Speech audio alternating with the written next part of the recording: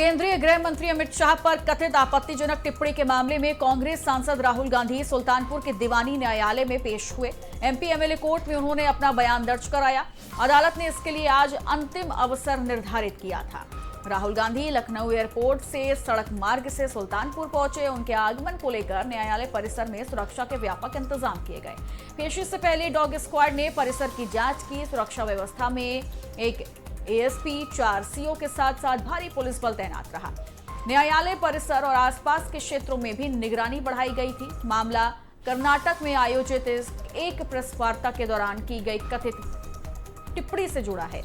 आरोप है कि राहुल गांधी ने केंद्रीय मंत्री अमित शाह के खिलाफ अपमानजनक टिप्पणी की थी और इससे लेकर जिला सहकारी बैंक के पूर्व अध्यक्ष और बीजेपी नेता विजय मिश्रा ने उनके खिलाफ दीवानी न्यायालय में मानहानि का परिवाद दायर किया था। प्रकरण की सुनवाई एमपी एमएलए कोर्ट में चल रही है और ये बताया जा रहा है कि राहुल गांधी 26 जुलाई 2024 को पूर्व में अदालत में पेश हुए थे और इसके बाद कई तारीखों पर वो नहीं पेश हुए। 19 जनवरी को गैर हाजिर रहने पर अदालत ने सख्ती दिखाते हुए 20 फरवरी को व्यक्तिगत रूप से उपस्थित होने का निर्देश दिया था। फिलहाल इस मामले की सुनवाई अब 9 मार्च को तय की गई है। ज्यादा जानकारी जानेंगे, हमारे सहयोगी अपर्णा शुक्ला हमारे साथ जुड़ गई हैं।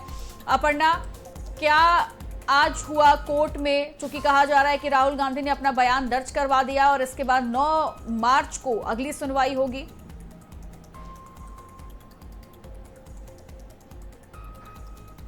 राहुल गांधी फिर उसके बाद नेशनल हाईवे के द्वारा वो सुल्तानपुर पहुंचे हैं और एमपी एमएलए कोर्ट में उनकी सुनवाई होनी थी। 12 बजे वो कोर्ट के अंदर घुसे हैं और 20 मिनट तक ये सुनवाई पूरी चली हुई है। सबसे पहले तो बता दें कि जो उनके वकील ने बताया है, स्पष्ट तौर पे ही मीडिया से बातचीत के दौरान उनके वकील ने कहा है कि राहुल गांधी जब अंदर गए हैं तो सबसे पहले उन्होंने हाथ जोड़ करके जज को प्रणाम किया है। फिर उसके बाद उन्होंने अपना बयान दर्ज किया है। इस बयान के दौरान उन्होंने ये साफ तौर पे कहा है कि ये जो आरोप उनके ऊपर लगाए गए हैं, ये सभी आरोप बेबुनियाद है। उनके ऊपर कोई भी ये जो आरोप लगाए गए हैं उसका कोई ठोस सबूत नहीं है और ये बीजेपी सरकार उनको घेरने की कोशिश कर रही है और उन्होंने स्पष्ट शब्दों में इस आरोप को बेबुनियाद बताया है। तो इसके साथ ही जो देखा गया है कि जज थे, उन्होंने अगली तारीख के लिए 9 मार्च की तारीख दी है और उन्होंने कहा है कि आपको 9 मार्च के दिन फिर से कोर्ट में आना होगा और अपनी पेशकश जो है वो यहाँ पे अपनी मौजूदगी दर्ज करनी होगी। स्पष्ट शब्दों में बोल दें तो राहुल गांधी ने इस पूरे बयान को दर्ज किया और कहा है कि ये सारे जो आरोप हैं वो बेबुनियाद हैं और इन्हीं बेबुनियाद आरोपों के चलते उन्हें कोर्ट की ओर से आज राहुल गांधी के पेशी के दौरान कुछ कहा गया? कोई पॉइंट्स में कई बातों का जिक्र चूंकि अक्सर देखा जाता है।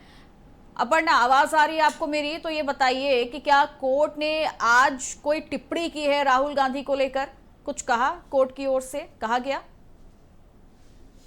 इस पूरे मामले को लेकर के आज सिर्फ राहुल गांधी का बयान दर्ज हुआ है। अभी किसी तरीके की कोर्ट ने टिप्पणी दर्ज नहीं की। हालांकि वो जिस तरीके से कोर्ट को नजरअंदाज कर रहे थे, कोर्ट ने काफी बार समन भेजा था, नजरअंदाज कर रहे थे। इसी को लेकर के जब राहुल गांधी ने अपना बयान दर्ज किया है और अगली तारीख कोर्ट ने दी है 9 मार्च की, तो इस पर कोर्ट ने कहा है कि आपको 9 मार्च के दिन यहाँ पर मौजूद होना होगा और अपनी मौजूदगी दर्ज करानी होगी। इसके अलावा कोर्ट ने अभी किसी प्रकार की कोई ठोस जो टिप्पणी है वो नहीं की है। तो ऐसे में देखा जा रहा है कि राहुल गांधी यहाँ से निकल चुके हैं, कोर्ट के बाहर आ चुके हैं और यहाँ पे जो अन्य लोग थे उनसे मुलाकात किया है उन्होंने और उनके जो मोची थे उनके यहाँ पे गए हैं और वहां पे उनके घर वालों से मुलाकात की, उनकी पोती को भी गोद में लेकर के खिलाया है। और जो मीडिया से बातचीत के दौरान भी उन्होंने ये कहा है कि अभी जो लोग हैं वो उनको घेरने की कोशिश कर रहे हैं, बीजेपी के जो समर्थक हैं, और इसमें उन्हें परेशान किया जा रहा है क्योंकि एक लंबा समय हो गया, 2018 से केस चल रहा है